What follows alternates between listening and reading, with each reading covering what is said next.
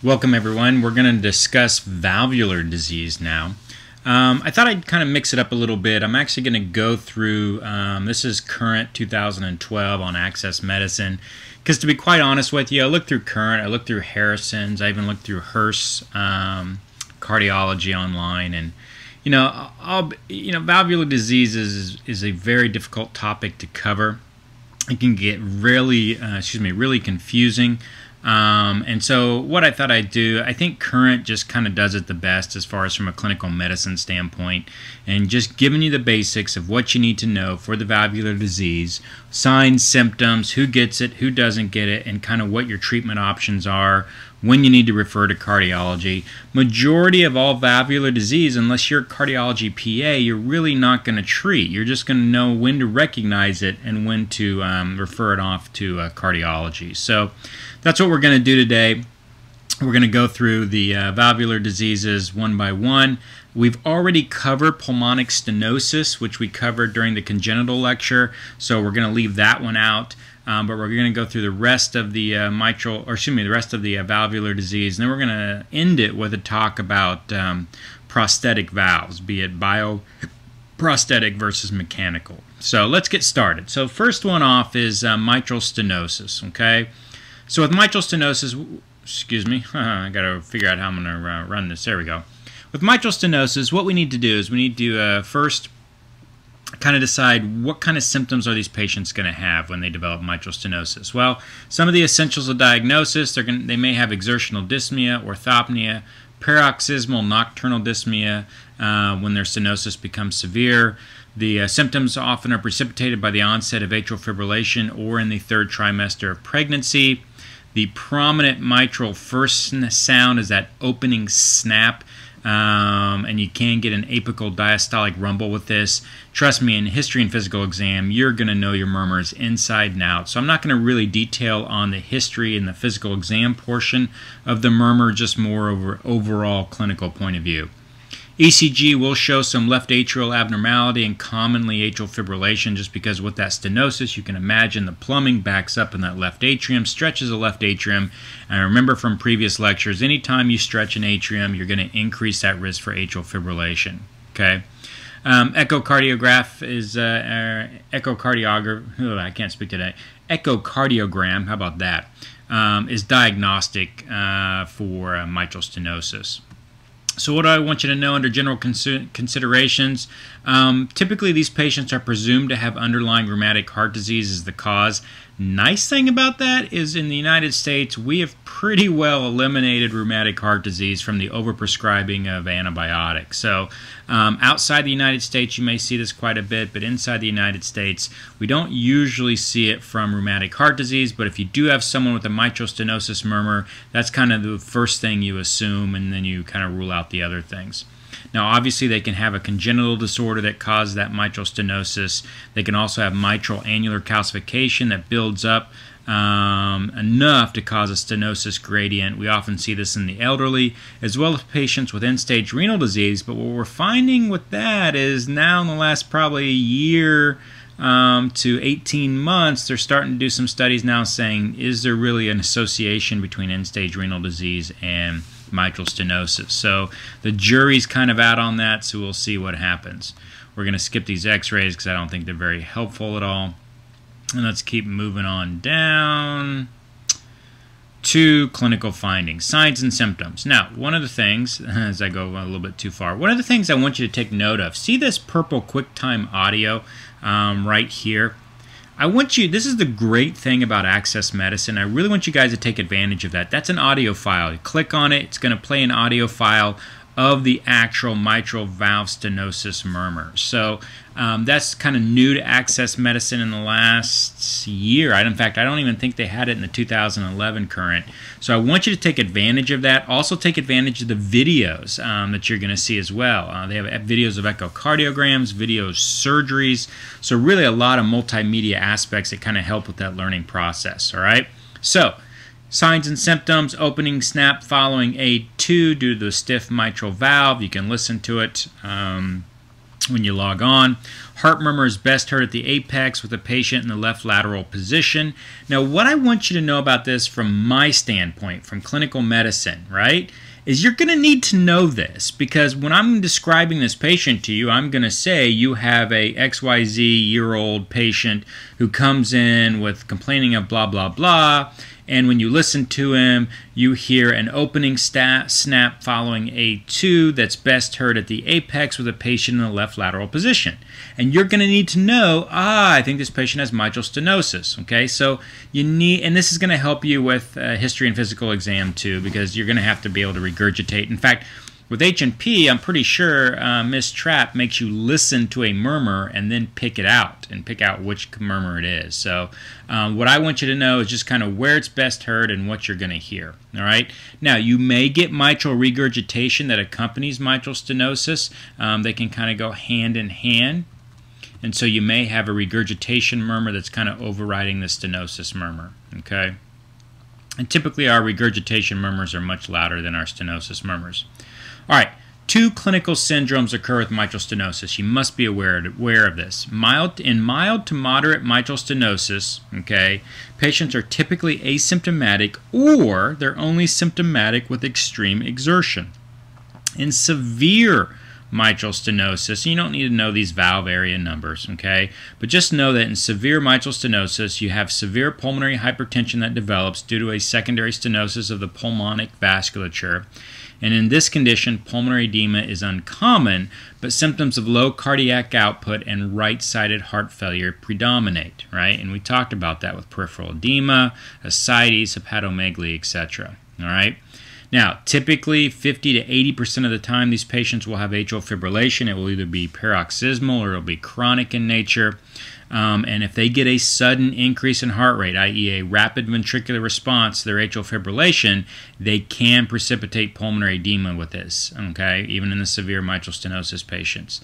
So it's extremely important that you rate control these patients if you cannot get them out of their atrial fibrillation. All right, we typically will do this with a selective beta blocker because we want to slow that heart rate down so we can increase our diastolic filling of the left ventricle. Okay.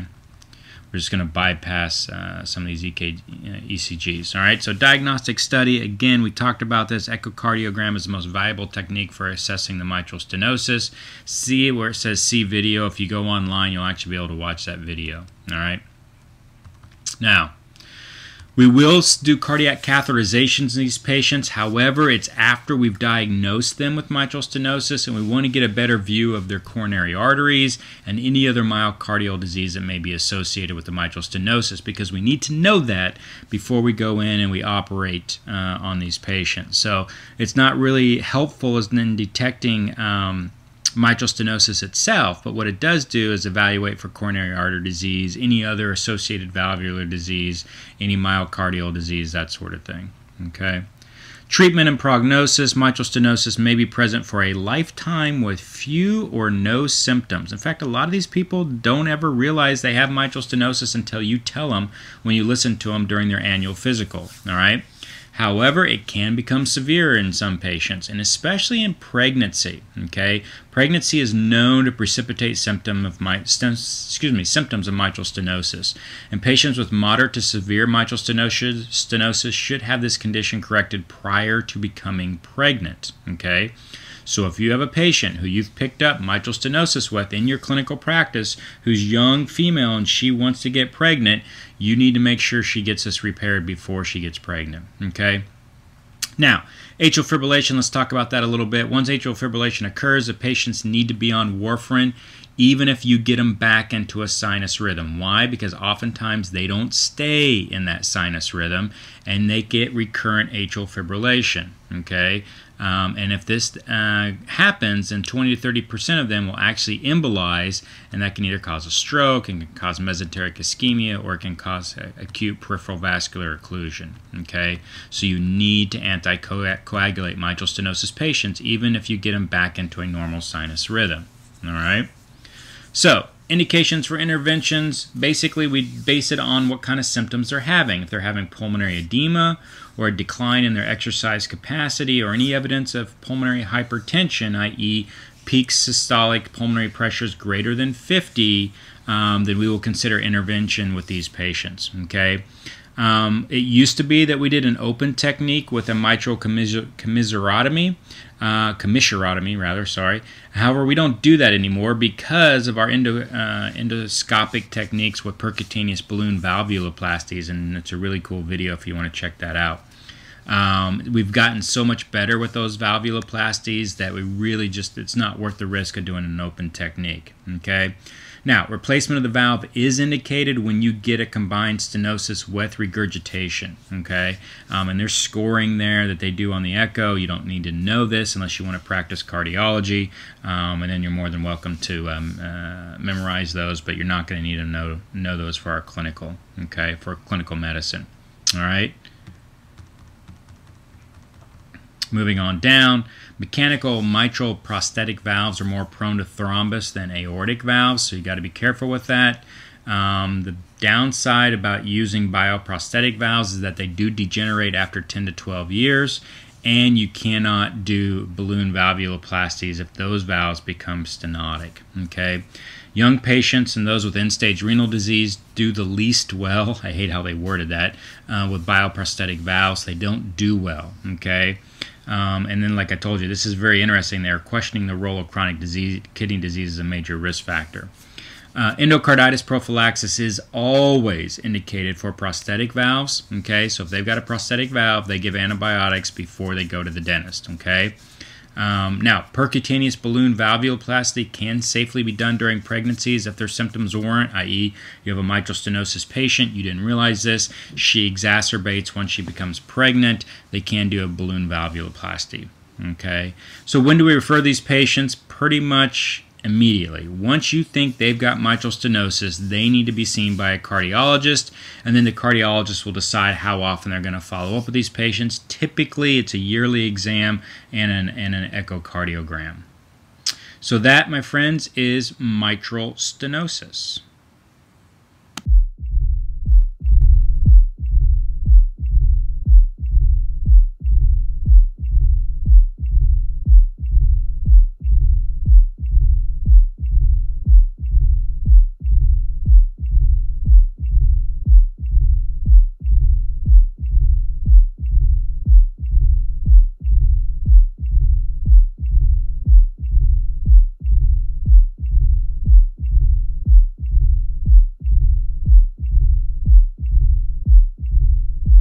Okay, moving right along to our next topic, we're going to talk about mitral regurgitation, oftentimes referred to as mitral insufficiency.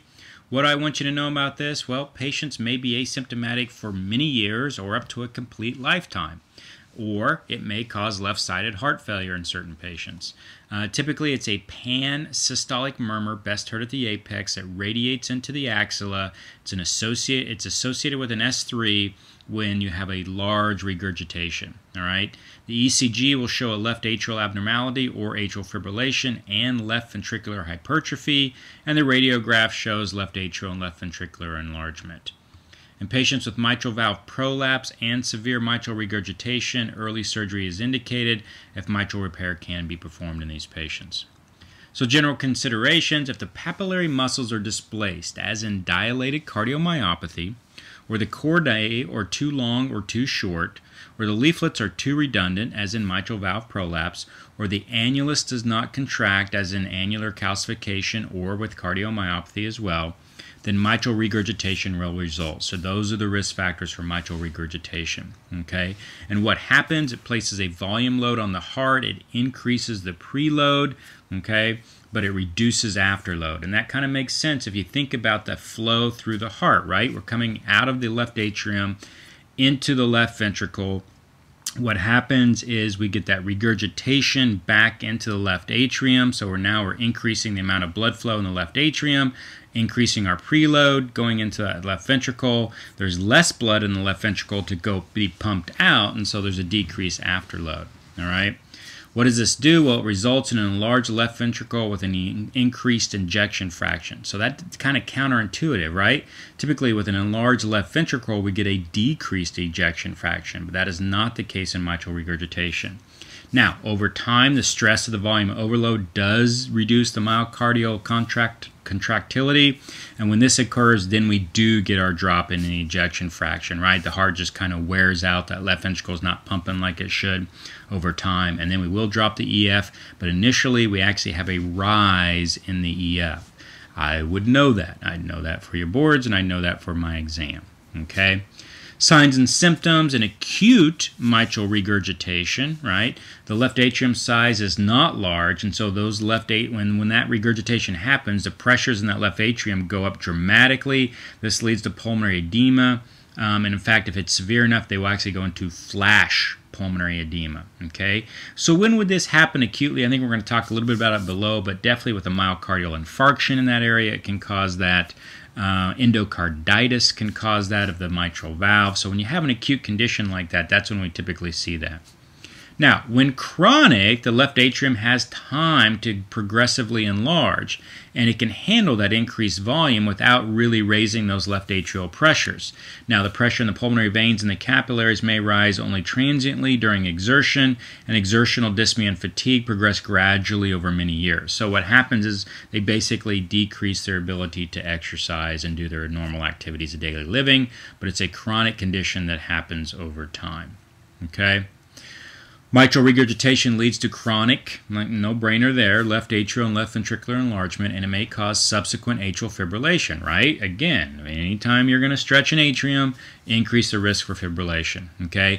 And over time, like we previously talked about, you're going to give left ventricular dysfunction, and they're going to drop their EF, okay?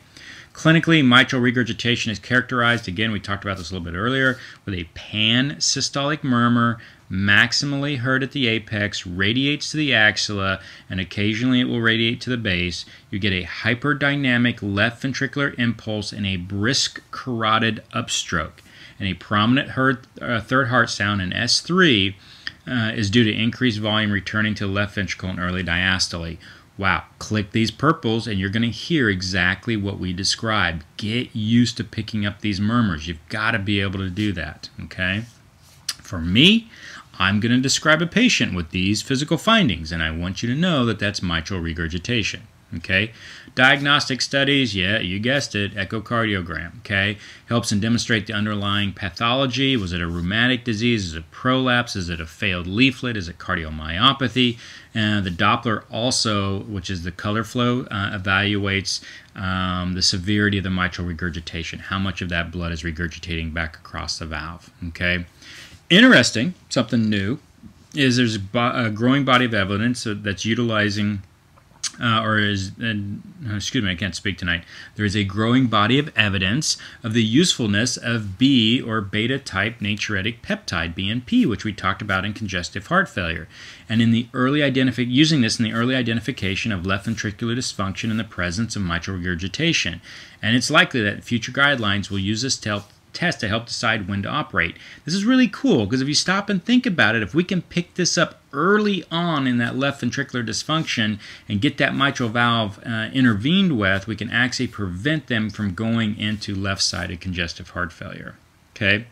Cardiac MRI, we occasionally use that, especially if we're dealing with cardiomyopathies and the amyloidosis, right? So what was that? Everybody remember? Restrictive cardiomyopathy, right? Or myocarditis, an acute episode of myocarditis. That's usually post-viral in the United States, and Chagas disease if you're outside the United States. Or if myocardial viability is needed prior to deciding whether to add coronary artery bypass grafting to the mitral repair in patients with chronic ischemic mitral regurgitation. Then we will do a cardiac MRI. Cardiac catheterization does provide a further assessment of the regurgitation and how it impacts that left ventricle. Also will give you some resting cardiac output and pulmonary artery pressure numbers, which are helpful. It's often indicated to determine the presence of coronary artery disease prior to valve surgery. No cardiac surgeon wants to walk into a surgery with someone who's got significant coronary artery disease. They're just going to do poorly on that table. So this is how they assess them prior to going in. All right. We do that. Pretty much everybody gets a cardiac cath if they're older than age 45, and younger patients less than 50. So what do you do with the 45 to 50-year-olds? Well, typically they get cathed. But less than 45, let's say, or even the young folks, then they'll do a cardiac CT. You know, with the slicing getting better now, we're up to 256 slice, and probably by the end of this video, when I'm done talking, there'll even be a higher slice CT. The resolution's getting so good that really cardiac CTs are becoming the mainstay. All right. So, treatment and prognosis. Acute mitral regurgitation due to endocarditis or a myocardial infarction, which may cause a ruptured chordae tendineae, often requires emergency surgery. Know that, memorize that. You're going to need to know it for boards. You're going to need to know it for my test, okay? Now, some patients may be stabilized with vasodilators or an intra-aortic balloon counterpulsation or an intra-aortic balloon pump. It is what it sounds like. They float a balloon up your aorta, park it right after the aortic arch and the descending aorta, and they basically inflate it and deflate it, and inflate it and deflate it, and basically it helps decrease the systemic vascular resistance and the afterload by basically becoming an assistive device for that left ventricle and pumping blood out of the aorta and down into the peripheral vasculature. Okay, now, patients with, and this is just temporizing, right? This is usually what they'll do while you're in the ICU waiting to get your surgery done, okay? Now, chronic lesions, patients may be asymptomatic for years, because remember, if it takes a long time, your left atrium has a chance to enlarge, your left ventricle has a chance to enlarge, and typically they will do well. But remember also that we talked about that left ventricle is going to eventually fail, right? And then if they start to develop symptoms, then they typically will have surgery, okay? Remember, early operation is indicated even in asymptomatic patients if they've got a reduced ejection fraction or they've got marked left ventricular dilatation. Okay?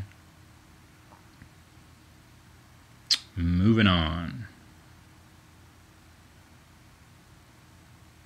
Currently, there are several ongoing trials of percutaneous approaches to reducing mitral regurgitation.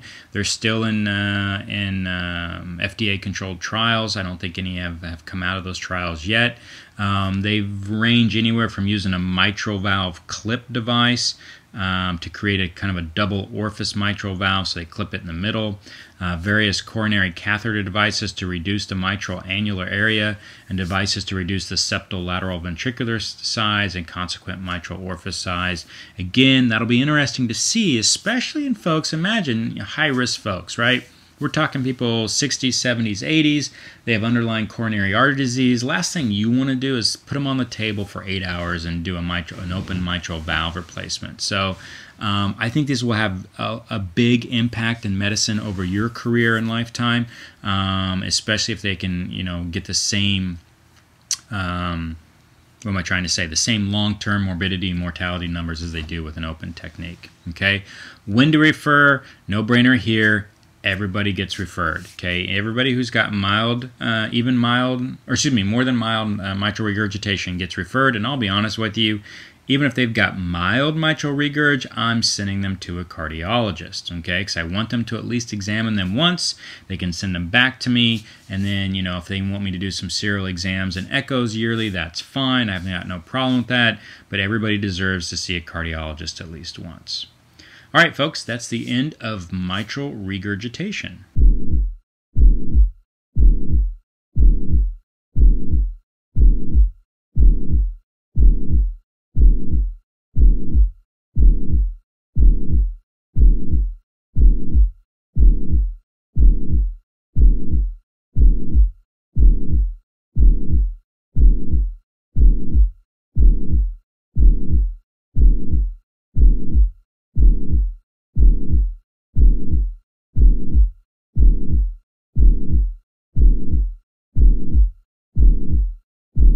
Okay, moving right along to mitral valve prolapse. What I want you to know about mitral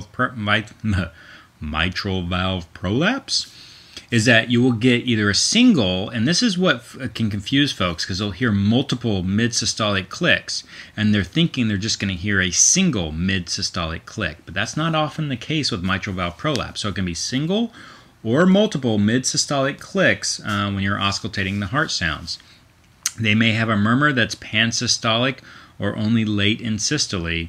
And oftentimes the presenting, and I can't tell you how many mitral valve prolapse patients I've seen in my career, hundreds, okay? Most of them present with palpitations, and a few of them have some atypical chest pain with those palpitations. That's usually what brings them into your office, okay? So general considerations, the significance of the mitral valve prolapse, right, the floppy or myxomatous mitral valve is really in dispute. We really don't know what to do with this. And the reason is because there are so many patients that have mitral valve prolapse. And really, it's not a bad disease unless you have concomitant mitral regurgitation with it. So, you know, what do you do if they just have isolated mitral valve prolapse? And so that's kind of what we're dealing with and we're struggling with in medicine right now is what to do with these patients, how to treat them, that sort of thing. So, moving on. Patients who have only a mid-systolic click usually have no sequelae. So, sometimes you're just picking this up in an annual physical. And you're like, did you know you had a, a murmur or a click? And they're like, no. And they're like, oh, okay. But again, do you want to start the $1 million workup over that patient? Or do you just want to monitor that patient, note it in their chart, that sort of thing? But I guarantee the minute you tell that patient they've got a mid-systolic click, boy, they're off to the races wanting to see a cardiologist. So this is a tough social dynamic problem that we deal with in the United States. So, all right, so why do we worry about mitral valve prolapse? Because it can go to mitral regurgitation, so we do want to monitor this, okay? Signs, symptoms, not like I talked about, non-specific chest pain, palpitation. In fact, I think palpitation should be listed first, okay? Then kind of this non-specific atypical chest pain. A lot of these folks get a stress test performed, and it's usually negative. Some may have some dyspnea. That's pretty rare. It's usually as they're progressing towards mitral regurg, they might develop some dyspnea and some fatigue. Okay, most patients are female. Many are thin. In my practice in Eastern North Carolina, many are not thin. But I guess overall in the United States and in the world, many are thin. Some have skeletal deformities such as a pectus excavatum or scoliosis. I have seen that. So when you're examining these kids, for their, let's say, their high school physicals, that sort of thing, they got a pectus excavatum or scoliosis. I want you to make sure you listen really well for any cardiac murmurs and abnormalities. Okay. One trick to know, auscultative findings are often accentuated in the standing position. I can't tell you, especially with kids, how much I get them up and down when I'm listening to their heart sounds, okay? And I expect you to do the same thing with these folks. Get them up, get them down, see if there's any change in the heart sounds, that sort of thing. You may miss a click, especially if it's a single click, if they're in a seated position, and you're going to pick it up when they're standing. So I recommend you get a little aerobic exercise with your patients while you're examining them, okay? Diagnostic studies, what do you think the money is on? You guessed it, echocardiogram, okay? You really diagnose this clinically when they present, but you're going to confirm it with an echocardiogram, all right? Now, mitral valve prolapse is very often associated with aortic root disease, and so you'll pick that up when you do that echocardiogram, okay? If you happen to pick it up just with a chest x-ray, then you need to get either a CT or an MRI. And typically if we pick it up with an echocardiogram, we'll follow it with a cardiac CT or a cardiac MRI. Okay? If palpitations are an issue, a lot of times we'll get an ambulatory monitor, i.e. a Holter monitor or an event monitor, and that just kind of helps us distinguish, are they having any atrial arrhythmias, or they, PACs, are they having any ventricular arrhythmias like PVCs, are they having any runs of VTAC? Remember, 3 PVCs in a row and you got VTAC, right? Treatment, sorry I didn't highlight the B portion there, but treatment is beta blockers. Beta blockers, beta blockers, beta blockers. There's a reason I said it 3 times. Know it, okay? You'll need to know it for your boards. You'll need to know it for my exam. We usually will start with very low doses. Why? Because it drops blood pressure, and most of these folks don't have high blood pressure. So last thing you want to do is make them hypotensive and even more symptomatic, okay? It says that, it's used to treat the hyperadrenergic state. What does that mean? Honestly, if they're having palpitations, that sort of thing, that's usually when we'll kick in with the beta blockers. Okay, if they're asymptomatic, we don't necessarily put them on beta blockers. Okay. All right, mitral valve repair is strongly favored over valve replacement. Okay, if you do have to go in and do this, they recommend that you try and repair the valve over replacing the valve. Typically, that's only when we're starting to get mitral regurgitation. Endocarditis prophylaxis used to be recommended, but it is no longer. Okay, even if they've got mitral regurgitation, we do not recommend endocarditis prophylaxis. And when do we refer these patients? All patients with mitral valve prolapse and an audible mitral regurgitation murmur should be seen at least once and then periodically by a cardiologist. Now, if only a mitral click is heard, i.e. just isolated mitral valve prolapse on auscultation, then you really don't need to follow up with serial echocardiograms. Again, do you refer these patients over to cardiology? I usually do. Is it necessary? Probably not. But in today's medical legal environment, at least I want to sign off once by the cardiologist, and they'll usually say, I don't need to see this patient again unless they're having problems, that sort of thing. So, you do want to keep an eye on them. Make sure it's in your chart. You're listening to their heart sounds every year when they come in for a physical if they've got mitral valve prolapse, because you want to make sure they don't go into regurgitation. Okay. Now, if they do have mitral regurgitation, you want periodic echocardiograms. Because you want to assess that left ventricular size as well as their ejection fraction. Okay, so that, my friends, is mitral valve prolapse.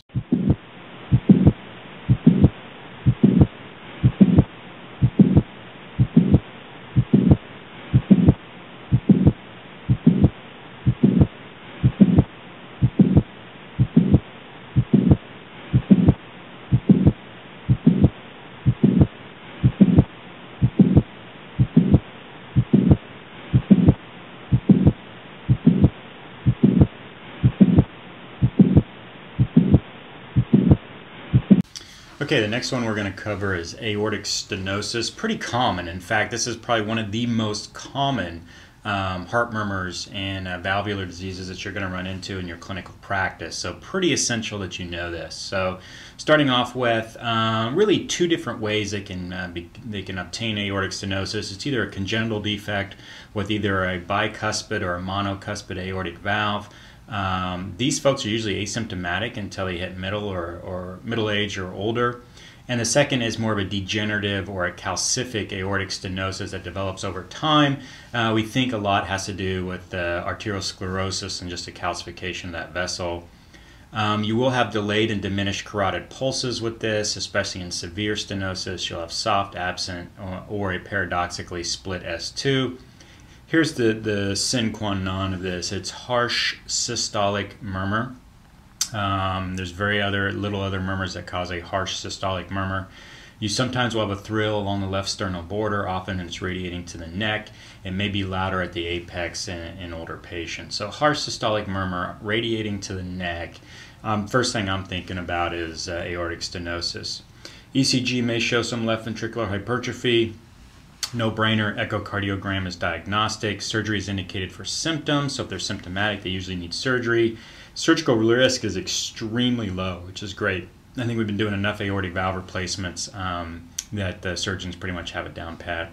Percutaneous valve replacement may be an option for high-risk surgical patients, but to be honest with you, as well as the folks do with surgery, majority of them have a surgical replacement. Surgery is considered for asymptomatic patients if they do have severe aortic stenosis, just because we want to prevent further damage to the left ventricle. And we're starting to see, again, kind of as we saw before, an emerging role for BNP as a marker to pick up LV myocardial failure before we start to get signs and symptoms on, signs on chest X-ray and severe symptoms. All right, general considerations, the 1 and the 2 there are the two different, right? We just talked about two common clinical scenarios. First is that congenitally abnormal unicuspid or bicuspid valve. A lot of times they're asymptomatic until they hit about age 50 to 65. They can get a dilated ascending aorta, primarily due to the intrinsic defect of the aortic media, and it may accompany the bicuspid valve. Coarctation is often seen in these patients as well. And offspring of patients with a bicuspid aortic valve have a higher incidence of having a bicuspid valve and aortic stenosis as well. So we see a familial trait to this. Second group, as we talked about, was kind of the degenerative group, or the calcific aortic stenosis. It's related to calcium deposits over time, similar to what we see in atherosclerotic valvular disease. There are certain genetic markers that are now being discovered that are associated with degenerative or calcific aortic stenosis, so stay tuned for this. I think during your career, you're actually going to be able to pick up some genetic markers and do some genetic screening to see folks who are at risk for aortic stenosis, which would allow us to intervene much earlier and keep a tighter surveillance on these folks. Aortic stenosis may become the most common surgical valve lesion in developed countries, or excuse me, has become the most common surgical valve lesion in developed countries. Most of those patients are elderly. Risk factors, just kind of like what you would see with atherosclerotic disease, right? It's hypertension, hypercholesterolemia, as well as smoking. We also know that hypertrophic obstructive cardiomyopathy, which we all know the name is hypertrophic cardiomyopathy with obstructive gradient, because it's changed, may also coexist with valvular aortic disease. So what are the symptoms and signs? We get a progressive afterload increase on the left ventricle due to the stenosis of the aortic valve. To reduce the wall stress, the LV has no choice but to hypertrophy. And what can happen at times is you get that severe left ventricular hypertrophy. Eventually, that hypertrophy is going to lead to myocardial dysfunction of that left ventricle, and oftentimes they will drop their EF, that sort of thing as well. The characteristic systolic ejection murmur is heard at the aortic area and is usually transmitted to the neck and apex. We already talked about this. That's what I want you to know. You're going to know in more detail about aortic stenosis murmur in your history and physical exam class. In severe aortic stenosis, you will have a palpable left heave or thrill. Left ventricular failure, you can get angina pectoris or syncope that may be presenting signs. In fact, oftentimes in the elderly, the first presentation is syncope.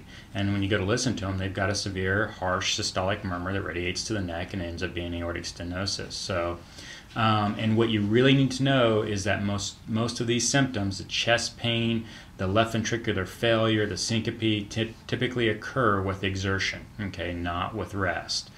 So that's one of the ways you can delineate during your history as far as what could be causing these type of symptoms.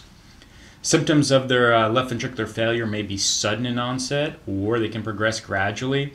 Angina pectoris frequently occurs in aortic stenosis due to underperfusion of the endocardium. If you can imagine, you have a very stenotic valve, and you've got those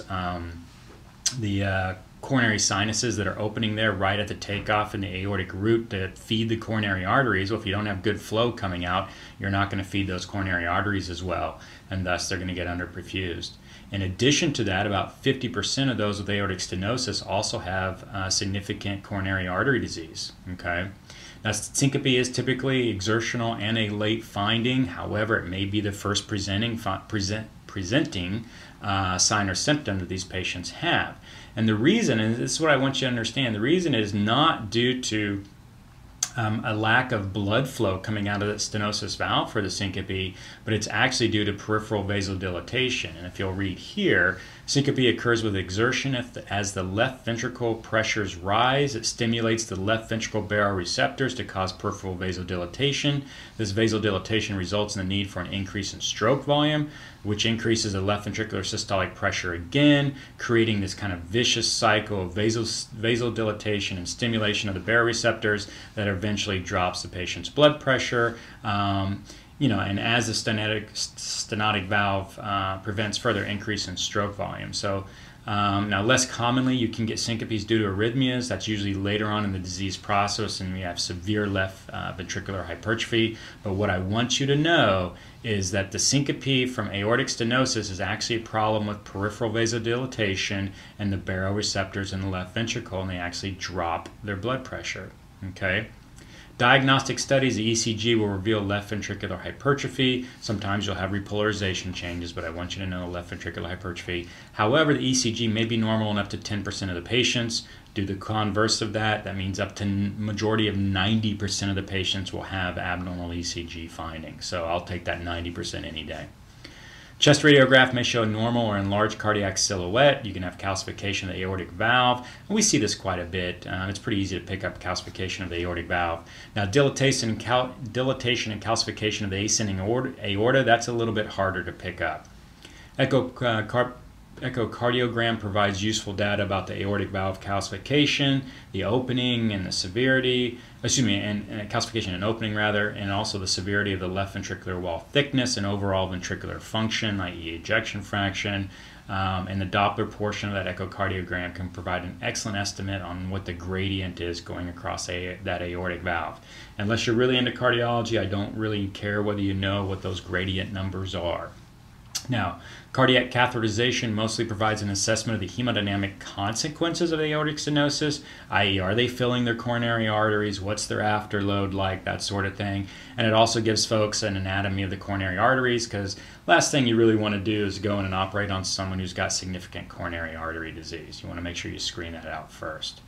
Now, it may be unclear if an increased afterload is responsible for the low ejection fraction, or if there is associated cardiomyopathy from that left ventricular hypertrophy. To sort this out, patients really should be studied at baseline and then during an intervention that increases cardiac output, i.e. a dobutamine stress test or a nitroprusside infusion. If the valve area increases and there is poor contractile reserve, less than 20% increase in the stroke volume, the flow limiting problem is not the valve, but rather the cardiomyopathy. And why do you need to know that? Well, because then they don't need to have surgery. Okay, surgery is not warranted. It's a cardiomyopathy problem, not a valve problem.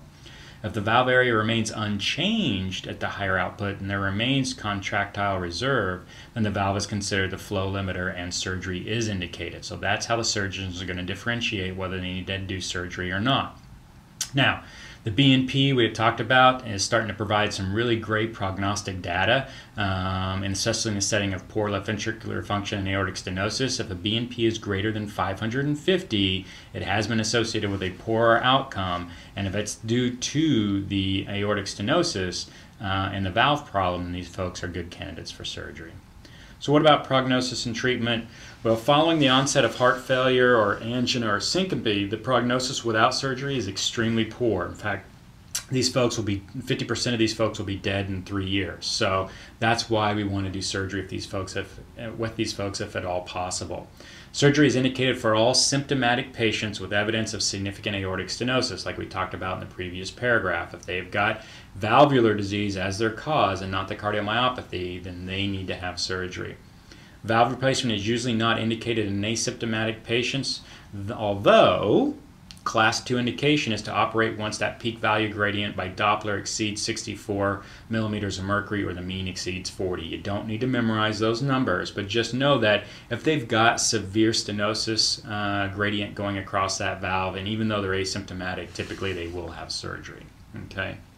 And oftentimes you're just picking that up on exam when you listen to that patient's heart, and then you order an echocardiogram, and it comes back with those gradients. Okay? The surgical mortality rate for the valve replacement is extremely low, ranging anywhere from 2 to 5%, so it's pretty safe surgery. If you flip that, 95 to 98% do quite well. Mortality rates are substantially higher when there is an associated ischemic cardiomyopathy with that, i.e. they've got some underlying coronary disease, that sort of thing. Oftentimes, once they know they've got coronary lesions because they've done that cath before surgery, they'll actually schedule to do the coronary artery bypass graft surgery, and then they'll do the valve replacement, all while the patient's under the same anesthesia. Now, around 1/3 to 1/2, so 33 to 50% of all patients with aortic stenosis have significant coronary artery disease, right? Because the majority of the time this is caused by the second type of aortic stenosis, which is that degenerative change, which kind of mirrors the atherosclerotic disease, so that makes sense. So treatment, all patients should have normal lipid levels. Usually the goal of an LDL is less than 100. However, if they have aortic stenosis with concomitant coronary artery disease, that LDL goal needs to be less than 70. And let me tell you, that's pretty hard to achieve in these folks, okay, without getting systemic side effects from those statin drugs and that sort of thing. But that's the goal.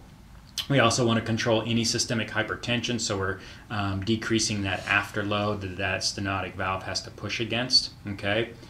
Now, as far as percutaneous valvuloplasty, Even though that surgery is really safe and the majority of folks have surgery, there is still a kind of a role for valvuloplasty in young as well as adolescent patients, more for that congenital abnormality, that sort of thing. Middle-aged adults generally can tolerate anticoagulation therapy necessary for the use of a mechanical AVR, so most patients undergo a mechanical valve replacement, not a bioprosthetic. So aortic stenosis, majority of folks undergo an AVR, all right?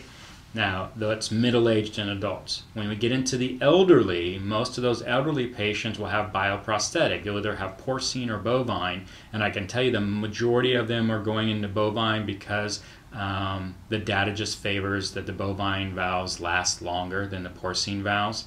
The life expectancy of a bioprosthetic valve is about 10 to 15 years, which is why we use them in the elderly, number one, because that's about what their lifespan is. And number two is because they do not need warfarin for anticoagulation. And we all know elderly are prone to falling and injury. And the last thing you want is someone on Coumadin or warfarin to actually fall, hit their head, and die of a hemorrhagic bleed. So that's why we use bioprosthetic valves in the elderly. In patients with a bicuspid aortic valve, there's often associated ascending aortic aneurysm. Remember we talked about this earlier. We talked about diseases of blood vessels. So you need to be aware of that. So if the maximal dimension of the aortic root exceeds 5 centimeters, it's recommended to proceed with root replacement regardless of the severity of the aortic valve. And the aortic valve may or may not be replaced at that time. It may be replaced, or they may do what's called a valve sparing operation where they just fix the aortic root and leave the valve alone. All right, anticoagulation is required with the use of mechanical valves, and an INR, which is what we use to measure the therapeutic effects of Coumadin, must be between 2.0 and 3.0, or between 2.5 and 3.5, depending on the position of the valve and the risk factors. So, it just depends on where that cardiologist wants you to maintain this, but you in the primary care setting will be maintaining this patient's INR and adjusting their warfarin / Coumadin, same drug, generic versus trade name, adjusting their warfarin Coumadin levels to equal those INRs. Now, transcutaneous aortic valve replacement is being used in Europe. It's currently being tested in the United States. And what they do is they use a stent with a tri-leaflet bovine, so it's a bioprosthetic valve, that's constructed in it, or a stent with a large valve from a cow's jugular vein mounted inside. Both are retrograde approaches, both a retrograde approach from the aorta and an antegrade approach from the ventricles, where they actually make a hole through the atrial septum and then go in and deploy the new aortic valve, are currently being studied. And now all I want you to know about that is that they're starting to study the use of catheter-based aortic valve replacement. Now, when to refer all patients with an aortic murmur and echocardiographic evidence for mild to moderate aortic stenosis should be referred to a cardiologist for evaluation, and then for follow-up, the cardiologist will let you know when they want to see them back. And I dare to say that pretty much anybody with aortic stenosis needs to have an echocardiogram, needs to be seen by the cardiologist. I'll let the cardiologist tell you when and how they want to see these patients back again. So that, folks, is the end of aortic stenosis.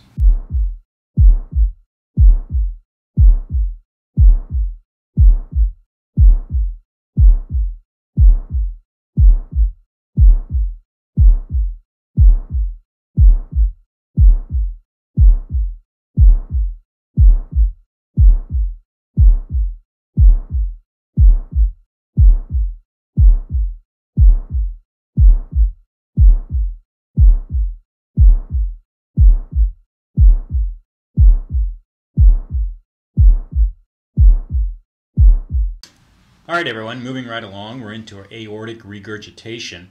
Essentials of diagnosis: it's usually asymptomatic until middle age, presents with left-sided failure or chest pain. You get a widened pulse pressure in your blood pressure. They have hyperactive and an enlarged left ventricle. They have a diastolic murmur that runs along the left sternal border. Their ECG shows left ventricular hypertrophy. The radiograph shows left ventricular dilatation. And as a no-brainer in any type of valvular disease, the echocardiogram is diagnostic. Afterload may be beneficial if there's evidence for hypertension or systolic blood pressure elevation. And surgery indicated for patients who have symptoms, as well as those who have an ejection fraction less than 55% or left end systolic dimension greater than 5.0 centimeters. I don't really care about this left ventricular end systolic dimension as much as if they've got a low EF, less than 55%, or they're symptomatic, then we're going to do surgery. So let's dive right in. General considerations. Rheumatic aortic regurgitation has become much less common. Why? Because we overprescribe antibiotics in the United States and we pretty much eliminated rheumatic fever as a diagnosis. However, now non-rheumatic heart diseases predominate in the United States. Okay, what do these include? What are these? They include congenitively bicuspid valves, right? Kind of like we saw with aortic stenosis, infective endocarditis, and hypertension. We also see patients who have aortic regurgitation secondary to their aortic root being dilated with the cystic medial necrosis. I remember we talked about this in the disorders of blood vessels with Marfan syndrome, where they get a aneurysmal formation of their aortic root. Rarely, so don't really pay too much attention to this, is inflammatory diseases such as ankylosing spondylitis or Reiter syndrome. What you do need to know is a cystic medial necrosis such as Marfan's, the congenitally bicuspid aortic valves, infective endocarditis, and hypertension. All right, so chronic aortic regurg presents with both an increase in preload and an increase in afterload to the left ventricle, which causes the left ventricle to hypertrophy, which increases the left ventricular chamber size. Now, with regurg, it increases the size of the chamber greater than the wall thickness. So it's actually called eccentric hypertrophy. The amount of left ventricular hypertrophy in chronic aortic regurg is substantial and greater than that seen in aortic stenosis or mitral regurgitation. So that's worth recounting, right? The amount of left ventricular hypertrophy is greater than what we see in aortic stenosis or mitral regurgitation when we're talking about aortic regurgitation. All right. Now, what kind of signs and symptoms they have? Well, it depends on the underlying cause and how rapid that regurgitation develops. Now, in chronic, they may only have signs for many years, maybe very mild in nature. They may just have a soft aortic diastolic murmur. Again, remember these purple, when you go online, you can click and listen to those murmurs, okay? As the severity of the aortic regurg increases, their diastolic blood pressure falls, they get that widening pulse pressure, and the left ventricle progressively enlarges. Most patients will even be asymptomatic at that point, okay? And it's not until it becomes later on in the disease process that they develop exertional dyspnea and fatigue. They may also have paroxysmal nocturnal dyspnea and some pulmonary edema. Angina pectoris or chest pain or atypical chest pain may occasionally be present, and associated coronary artery disease and presyncope or syncope are very much less common than what we see with aortic stenosis. So please do not associate aortic regurg with coronary artery disease, presyncope, or syncope. Think more aortic stenosis in that case, okay? Now, abnormal left ventricular systolic function is manifested by reduced ejection fraction, and again, you get this increasing in systolic left ventricular volume. This is a sign that you need to have surgical intervention. All right. The major physical findings in chronic aortic regurg, you get this wide arterial pulse pressure and the blood pressure like we talked about. The pulse has a rapid rise and fall. You're going to learn about the water hammer pulse, or the Corrigan pulse in history and physical. It was also associated with an elevated systolic and a low diastolic pressure. Again, this kind of widened pulse pressure that we talked about.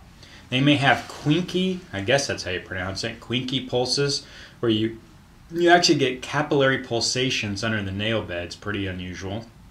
You get the Dorezi's sign, which is a to and fro murmur over a partially compressed peripheral artery, usually the femoral. You can have the Musset sign, where they have a head bob with each pulse. Okay. Now, since the peripheral bed is much larger in the leg than the arm, the blood pressure in the leg may be over 40 millimeters of mercury higher than that in the arm, and that's called a Hill sign. Again, you're going to cover all this in history and physical. The apical impulse is prominent. It's laterally displaced. It's usually a hyperdynamic impulse. You may have a systolic murmur is usually present. It may be quite soft and localized. The aortic diastolic murmur that's present is usually high-pitched and decrescendo. Again, we'll go ahead and click that and listen to it. A mid or late diastolic low-pitched mitral murmur, otherwise known as the Austin-Flint murmur, may be heard in advanced aortic regurg. And pretty much Austin-Flint murmur goes hand in hand with advanced aortic regurg. Again, you need to be aware of these because that's how I'm going to describe the physical exam of the patient on a test question. But for the majority of being able to recognize these murmurs, I'm going to rely on history and physical exam to teach you that. Now, that was chronic. So now let's shift over to acute aortic regurg. How does this happen? Usually from aortic dissection or infective endocarditis. The left ventricle goes into failure, usually the sign is pulmonary edema. They may even develop flash pulmonary edema. It develops really rapid. Surgery is needed urgently in patients that develop acute aortic regurg because that left ventricle just hasn't had enough time to dilate and handle that extra volume, and so it does very poorly. The patients in turn do very poorly. They go into pulmonary edema and then go into cardiopulmonary arrest. Okay? The diastolic murmur in acute aortic regurgitation is shorter and may be very minimal, and in fact you may not even pick it up. And you may not get a widening of that pulse pressure. So you need to be aware of that in acute aortic regurgitation. What about diagnostic studies? Well, the ECG usually shows moderate to severe left ventricular hypertrophy. Chest radiographs can show cardiomegaly with left ventricular prominence and sometimes a dilated aorta, especially in the Marfan syndrome where you get that cystic medial necrosis. Okay? Echocardiogram demonstrates the major diagnostic features. It's diagnostic for this disease process. You may need to get a cardiac MRI or CT if you're concerned about the aortic root size, such as Marfan's, particularly when you're also concerned about an ascending aneurysm. Pretty much if they've got the Marfan's disease, you're probably going to get a cardiac MRI or a cardiac CT after your echo. All right, cardiac catheterization may be unnecessary in young patients, especially those with acute aortic regurg. But it can help define the hemodynamics, the aortic root abnormalities like in Marfan's, and associated coronary artery disease preoperatively in older patients. Okay, so in older patients that you're worried about coronary artery disease, a lot of times they're going to do a cardiac cath. Now, increasing data is emerging, just like in our previous talks, that serum BNP or this pro-BNP may be able to detect early signs of left ventricular dysfunction prior to seeing those on X-ray, and may actually be a precursor to kind of notifying the cardiologist and clinician this patient needs to have surgery, a surgical intervention. So I think that's going to be up and coming in the next 2 to 3 years. All right, treatment and prognosis. Well, let's talk about acute aortic regurg, which is what's in this first paragraph. Okay.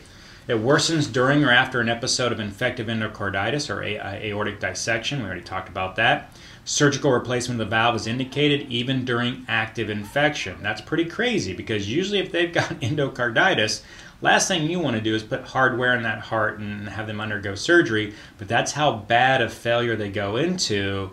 A lot of times we'll try and stabilize them in the ICU. We'll put them on an intra-aortic balloon pump, try and get things calmed down a little bit, but then they're going to go into surgery and get the aortic valve replaced. All right. So chronic aortic regurgitation is tolerated for many years, right? Remember, they remain asymptomatic for a long time. Now, once they have symptoms, they usually need to have surgery because once they're symptomatic, the symptoms just get progressively worse without surgical intervention. Okay. So, current recommendations in chronic aortic regurg is to decrease the afterload, all right, especially when you've got elevated blood pressure, so you want that systolic under 140, which is what we want anyway, okay? Now, beta blockers have been traditionally used in patients with Marfan's to slow the rate of that aortic dilation, especially the aortic root, right?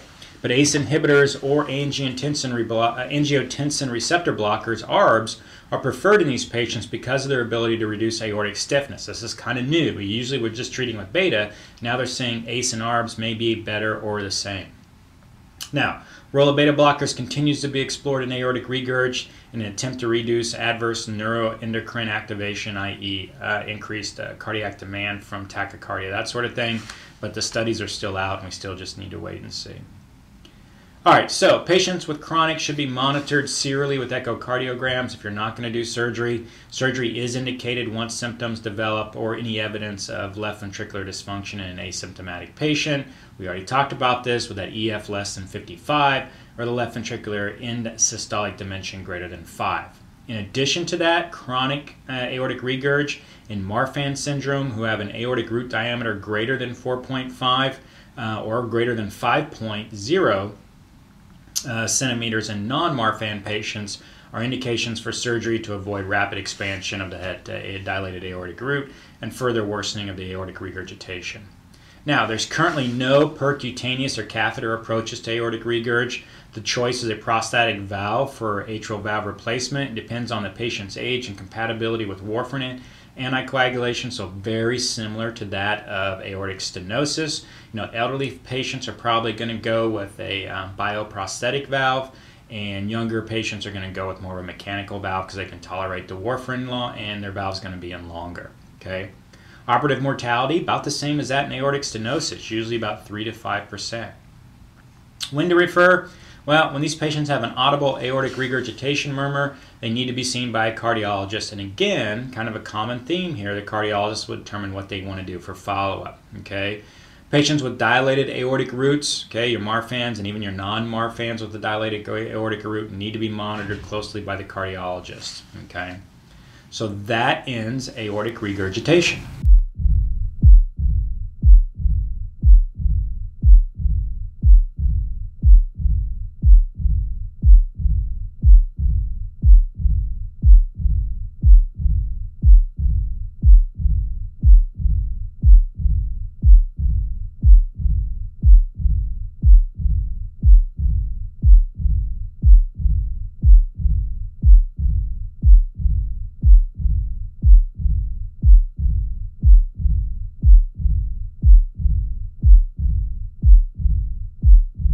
All right, moving along, we're going to talk about tricuspid stenosis. Essentials of diagnosis for tricuspid stenosis. Now we're kind of getting into the more rare disease forms of valvular disease, and then tricuspid stenosis is one of those. Has female predominance. Typically, these folks have a history of rheumatic heart disease, except not in the United States, right? Because we've pretty much eliminated that with our antibiotic use. So what we see in the United States now is carcinoid disease, which is a rare tumor. Normally develops in the gut. It's a gastrointestinal tumor, but it has a tendency to metastasize to the lung as well as to the heart. Very rarely is the heart a primary source of carcinoma, but it can happen, but it's kind of rare of the rare. So you need to know this. Why? Because you got to take boards, okay? And if you look on your PANS blueprint, it's on board. So you need to be aware of tricuspid stenosis. The odds of you running into one in your lifetime, if you do cardiology, probably pretty good. If you don't do cardiology, probably not. All right? So they do have an elevated jugular venous pressure with a prominent A wave. Not going to talk about it. Going to reserve that for history and physical exam. And as usual, echocardiogram is a key to diagnosis. So let's talk about general consideration. Usually rheumatic in origin. However, not in the United States. Carcinoid is the key now. You can also see tricuspid stenosis after a tricuspid valve repair. It just becomes stenotic. We also see tricuspid regurg that accompanies stenosis. So you usually will get both, all right?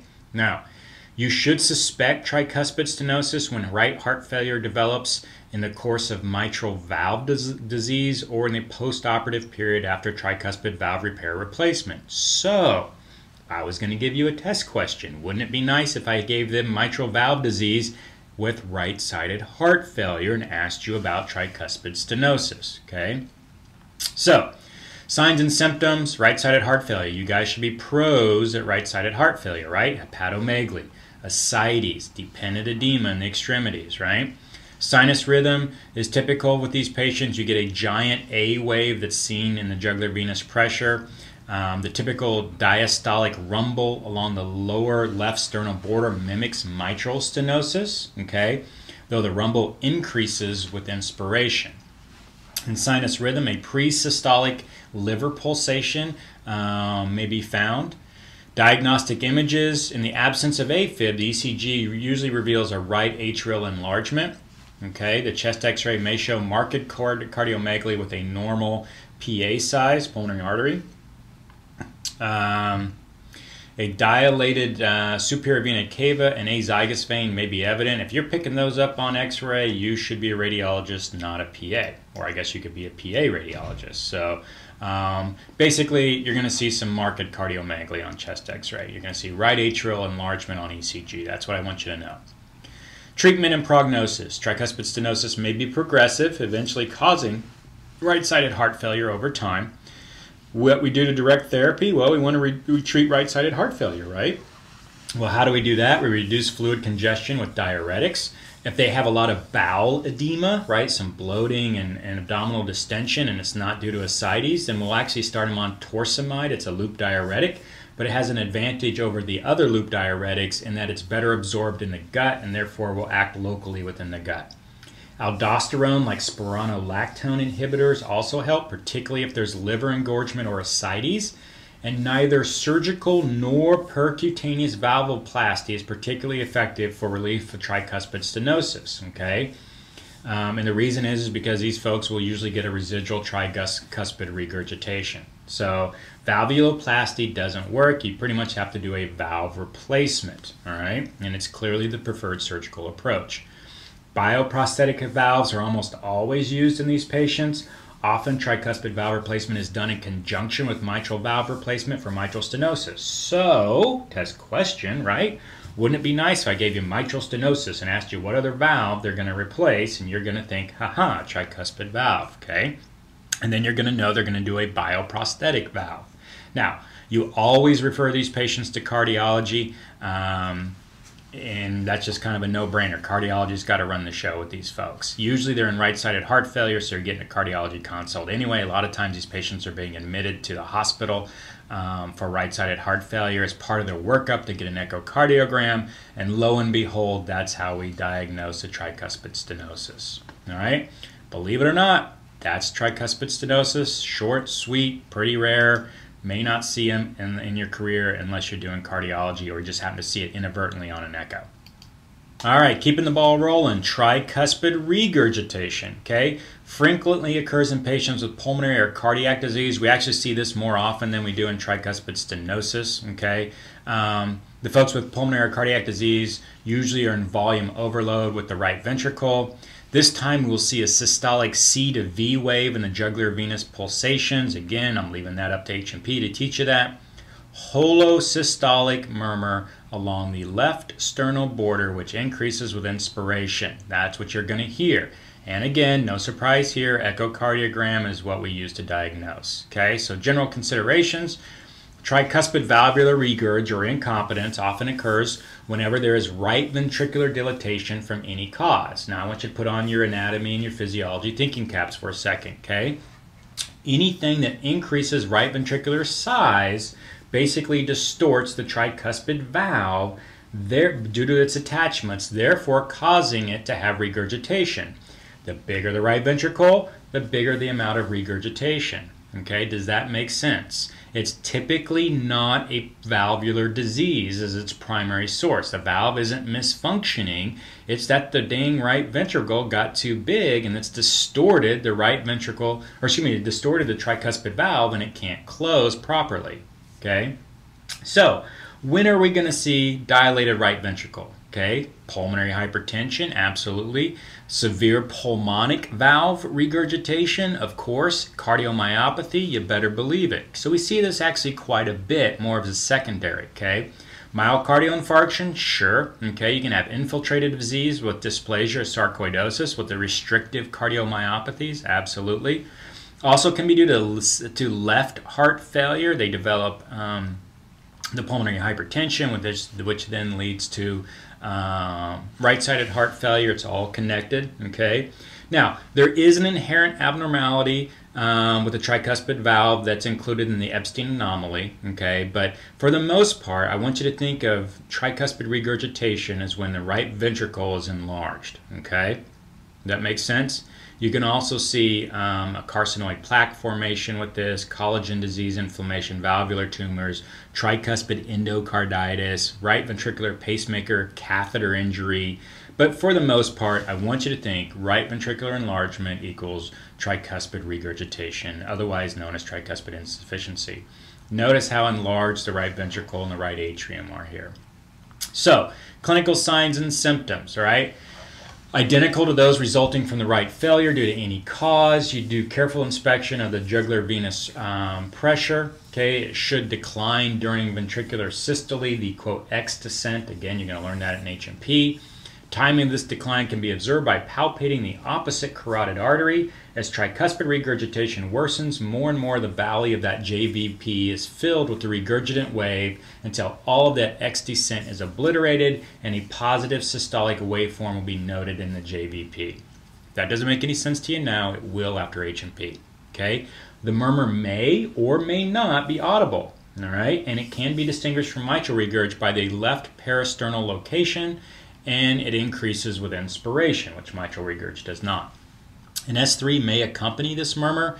Cyanosis may be present if the increased right atrium pressure stretches the atrial septum and opens a previously closed patent foramen ovale, or if there is a true atrial septal defect. You may develop cyanosis because you get a right to left shunting.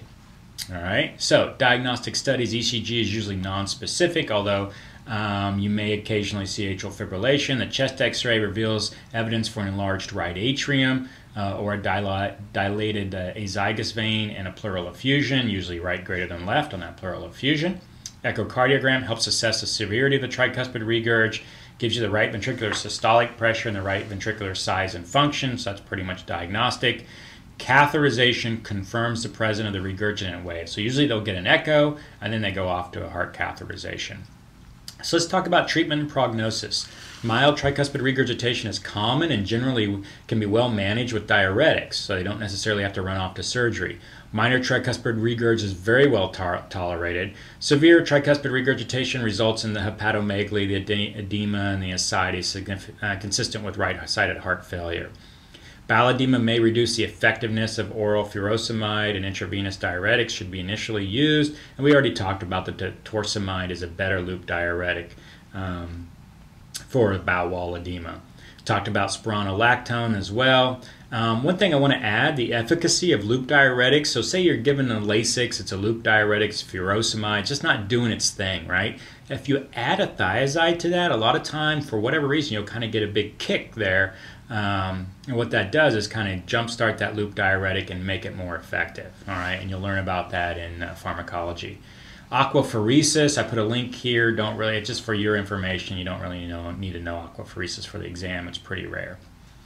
All right, so elimination of the cause of the tricuspid regurgitation is the key to the treatment. So figure out what's sending them. Is it pulmonary hypertension? And try and minimize those signs and symptoms of pulmonary hypertension. A lot of times you'll, lessen the tricuspid regurg. All right.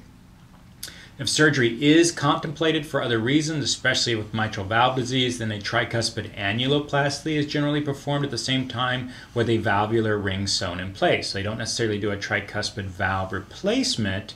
They usually will try and do the valvuloplasty first. All right. Now, if there's an inherent defect in the valve and it cannot be repaired with annuloplasty, then they will do a prosthetic valve replacement. It's typically a bioprosthetic valve, okay, just like what we saw in tricuspid stenosis, okay. Anticoagulation is not required for bioprosthetic valves unless they've got atrial fibrillation, and then you're anticoagulating for the AFib, not for the valve. All right. When do you refer? Anyone with moderate or severe tricuspid regurg needs to be seen by the cardiologist, who again will decide how much follow-up they need. All right. And then if they got severe tricuspid regurg, they should be seeing their cardiologist on a regular basis. And that is tricuspid regurgitation. Okay, we're going to talk about pulmonic regurgitation. Remember, we talked about pulmonic stenosis and congenital disease, so we're not going to talk about, or congenital disorders, so we're not going to talk about it here, but we're going to talk about pulmonic regurg. Okay, most cases are due to pulmonary hypertension, so it's more of a secondary effect. The echocardiogram, bingo, is definitive. And this I want you to pay particular attention to. The echocardiogram will tell you whether this is high pressure pulmonary regurg or low pressure pulmonary regurg, and it makes a big difference on how we're going to treat this and how we're going to manage the pulmonary regurg, is whether it's a high pressure or a low pressure. Okay, You will hear a loud diastolic murmur called a Graham-Steele murmur in high-pressure pulmonic regurg, and there may be soft or no murmur in low-pressure pulmonic regurg, and you may just be picking it up on an incidental echocardiogram. All right. So general considerations, we want to divide this, as I said, into high-pressure causes due to pulmonary hypertension, low-pressure causes, which are due to congenital abnormalities such as bicuspid or dysplastic pulmonary valve, or a plaque from a carcinoid disease. Remember, we talked about carcinoid disease before. It's pretty rare, but you can see it. May also follow surgical repair of the pulmonary valve or a valvuloplasty type thing, where they just develop some regurgitation. You often can see it after repair of tetralogy of Fallot with a transannular patch. In fact, I'm going to put a video up about a surgery where they replace the pulmonary valve secondary to pulmonic regurg that occurred after tetralogy of Fallot. I think the guy was like in the 20s and he had a TET repair when he was a young child. So most people, if it's low pressure, tend to tolerate it very well without having really any signs of dysfunction or any symptoms. So let's talk about symptoms, clinical findings. On exam, we're going to have a hyperdynamic right ventricle that you can usually palpate, right? Put your hand on the chest. If the pulmonary artery is enlarged, it may also be palpated along the left sternal border. Your P2 will be palpable in pulmonary hypertension, and both systolic and diastolic thrills are occasionally noted. Second heart sound may be widely split due to a prolonged RV systole. Systolic clicks may be noted as well as a right-sided gallop. And high-pressure pulmonic regurg, the pulmonary diastolic murmur is readily audible, the Graham-Steele. If you go online and click this purple link, you'll be able to hear a Graham-Steele murmur. Murmur increases with inspiration, and it diminishes with the Valsalva maneuver. Remember what I talked about before? Get these folks up and moving in your exam room when you're listening for heart murmurs, okay? So this murmur increases with inspiration, diminishes with Valsalva maneuver. I wonder why I'm repeating this, okay? Probably going to see it on a test. Little diastolic gradient to produce a murmur. If there is little diastolic gradient to produce a murmur or characteristic echocardiograph findings. So what we find there is that if there's a low pressure pulmonic regurg, you may not hear it at all, and it might get missed on echocardiogram just because it's a small amount. We really don't worry about those low pressures. They don't cause a lot of problems, although you want to keep an eye on them once diagnosed to make sure they don't go into pulmonary hypertension and develop high pressure. Okay? ECG really doesn't help you much. If you do get one, you'll probably see a right bundle branch block, and they may have ECG criteria for right ventricular hypertrophy, especially in the high pressure. Okay? Chest x-ray may show only enlargement of the right ventricle and the pulmonary artery. If you're seeing pulmonary artery, wow, go be a radiologist, okay? Echocardiogram may demonstrate evidence of the right ventricular volume overload, as well as it's going to pick up the pulmonary hypertension, and it may reveal any associated tricuspid regurg, which could follow due to the pulmonary regurg, okay? Pulmonic regurg, sorry. Cardiac MRI and CT can be useful for assessing the size of the pulmonary artery, for imaging the jet lesion, for including, and this is really what's important, for including all other causes of pulmonary hypertension, i.e. thromboembolic disease, PEs, okay? Peripheral pulmonary artery stenosis, also good for evaluating right ventricular function. And then oftentimes these folks will go on to get a cardiac catheterization. Once we screen them with the Doppler, a lot of times they get a cardiac cath. You may get a cardiac MRI and CT in between just to make sure PE isn't, the patient didn't have, subacute pulmonary embolism that caused this, okay? So treatment and prognosis, pulmonic regurgitation rarely needs specific therapy other than figure out what the primary cause is and treat it. So if you got high pulmonary hypertension, fix it, okay? Or can't cure it, but at least get it under control, all right? So if you've got low pressure pulmonary regurg due to that surgical patch repair like we talked about in tetralogy of Fallot, pulmonary valve replacement may be indicated if right ventricular enlargement or dysfunction is present, like you're going to see on the video. In carcinoid heart disease, remember that's kind of rare, pulmonary valve replacement with a porcine, which is a pig valve, bioprosthesis, may be undertaken. Though the plaque from this order eventually covers the prosthetic valve, and it tends to limit the lifespan of these valves, which are only 10 to 15 years anyway, so you're going to shorten those in carcinoid tumor. High pressure pulmonic regurg treatment to control the pulmonary hypertension is key, okay? It's very poorly tolerated in these folks, and they usually need a quick and thorough diagnosis, treatment, and evaluation. So anybody with pulmonic regurgitation that results in that right ventricular enlargement, i.e. that high pressure, should be referred to cardiologists. And I'll be honest with you, even if it's a high pressure or low pressure, if you're picking up, for whatever reason, a pulmonic regurg murmur, then these folks need to go to cardiology. They need to be evaluated and let the cardiology kind of dictate where you're going to go from there. So again, pulmonic regurgitation. Thanks for listening. Okay, folks, last but not least, we're wrapping up. Okay, valvular disease. We're going to talk about prosthetic valves because you need to know this. You're going to be tested on it. You need to be aware of it because you're going to be managing patients on Coumadin and warfarin therapy post-prosthetic valves in your primary care, even if you don't go into cardiology, all right? So we need to be aware of this. You will be tested on it in your pants, and you're going to be tested on it on my exam as well. All right, so less invasive surgical procedures for valve replacement have improved dramatically since I was, started out as a young PA, all right?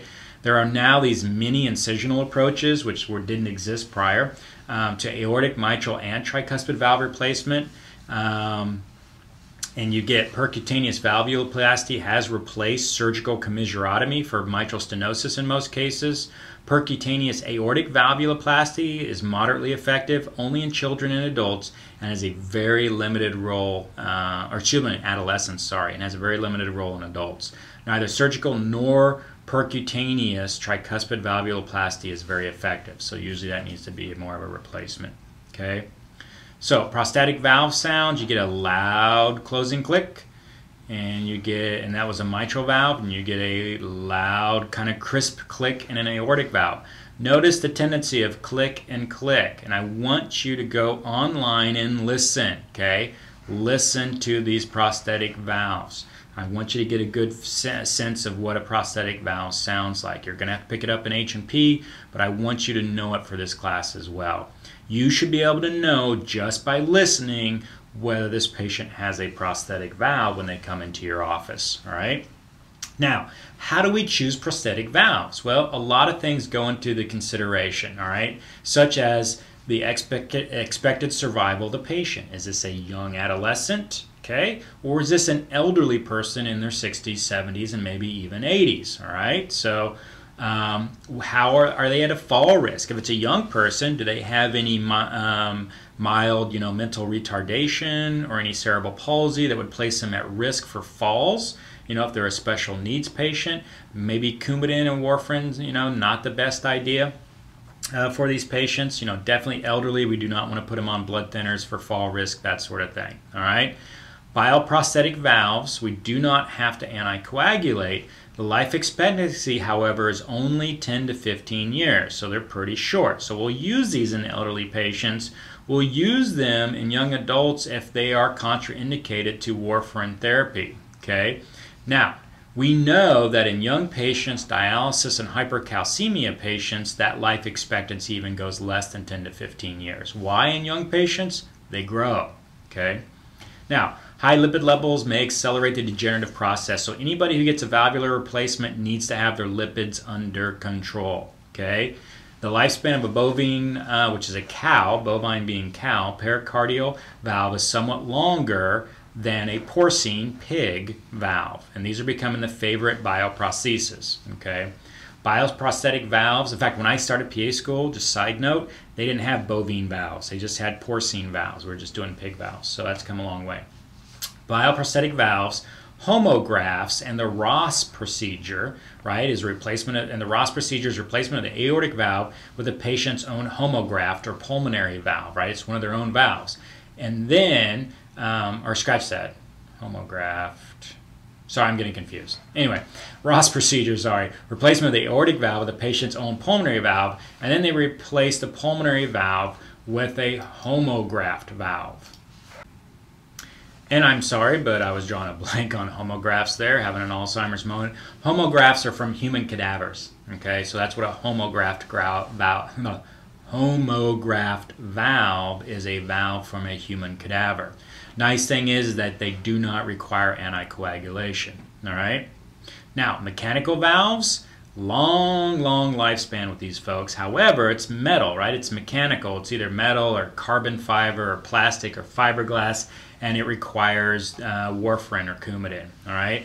Oftentimes, it requires aspirin and Coumadin, especially if it's a mitral valve replacement, okay? The long-term risk of warfarin depends on the patient compliance, whether it's coexisting disease, and whether they're at predisposed to bleeding, and also if they're like at fall risks, okay? So, mechanical mitral valve prosthesis do pose a greater risk. You need to know this. It's why it's underlined for thrombosis than mechanical aortic valves, right? So mitral greater than aortic for clotting off and having a thrombosis. For that reason, we keep their INR, which is, remember, that's how we dose out the warfarin and adjust it. We keep their INR between 2.5 and 3.5 for the mitral valve and 2.0 to 2.5 for aortic prosthetic valves, okay? And enteric-coated aspirin is given to patients with both types of mechanical valves, all right? So typically, even though it says up here that we especially use it in the mitral position, but typically they will get warfarin and aspirin if they've got a mitral and or an aortic valve replacement. All right, well, let's talk about just some of the side effects of warfarin, especially in pregnancy. It does cause fetal skeletal abnormalities in about 2% of women. I love this, you know, in medicine we always do is like 2%, 3%, and 5%, right? That means 98% of women who take warfarin while they're pregnant do not have fetal skeletal abnormalities. So to me, that's not bad, but apparently 2% is bad. I guess if you're one of those 2%, then yes, it would be bad. But a 98% odds, I'll take those to Vegas any day of the week, you know? So anyway, it's kind of a pet peeve of mine. All right, so if a woman with a mechanical valve does become pregnant while taking warfarin, the risk of stopping warfarin may be higher for the mother than the risk for continuing warfarin for the fetus. Sorry, I've been recording all day, so my mouth's about ready to give up. But anyway, so what that means is that mom clotting off that mechanical valve and dying or requiring valvular surgery is at much more risk than that 2% risk of the fetal skeletal abnormalities, okay? Now, ideally, you want to, you know, if you're going to have mom get a valve replacement, you want her to, you know, have all the children prior to, but a lot of times that just isn't the case. It's just not possible. So what happens? Well, if she does get pregnant and she does have a valve in place and she is on warfarin, then typically what we will do is we will give unfractionated heparin during the first trimester because that's the greatest fetal skeleton growth, right? And then we'll put her on warfarin up until 2 weeks before her planned delivery. Usually they're going to have C-section deliveries because we want this nice and planned, okay? And at that point, the patient's going to be switched back to unfractionated heparin. Reason being, if she starts bleeding, unfractionated heparin, you can stop it, and within 6 hours, it's out of your system. We typically do not use that low molecular weight heparin like Lovenox for these patients because that takes 12 hours, okay? Plus, we can't monitor. With heparin, we can check a partial thromboplastin time, a PTT, for its effectiveness. There is no test for low molecular weight heparin to see if it's effective or not. But the downside is 12 hours for that shot of Lovenox to wear out of your system. So just not as good as an unfractionated heparin, all right? When patients with mechanical valves must undergo non-cardiac surgery, the risk of thrombosis from stopping warfarin versus the risk of excessive bleeding must be weighed, i.e. what kind of procedure are we talking about? Are we talking about a hip replacement? Okay, we may want to switch this patient over to unfractionated heparin, all right, and then put them back on warfarin after the surgery is over. Just depends on the expected amount of blood loss, all right? Something new on the horizon, and I bet you in the next 6 months to a year, we're going to see a lot of data coming out. But there's this big interest now in these direct antithrombin inhibitors, such as dabigatran, right? And using that in place of warfarin. And so I'd love to see what this is going to pan out over the next 6 to 18 months, all right? The other thing that we didn't mention is the bioprosthetic valves. All right, hold on a sec. I'm sorry, my brain's thinking two different things. One thing I wanted to talk about, when we do valvuloplasty, okay, not valve replacements, but valvuloplasty, we're fixing the valves, you have to monitor those patients for leaks and that sort of thing, all right? In valve replacements, we typically don't have to monitor them as much, all right?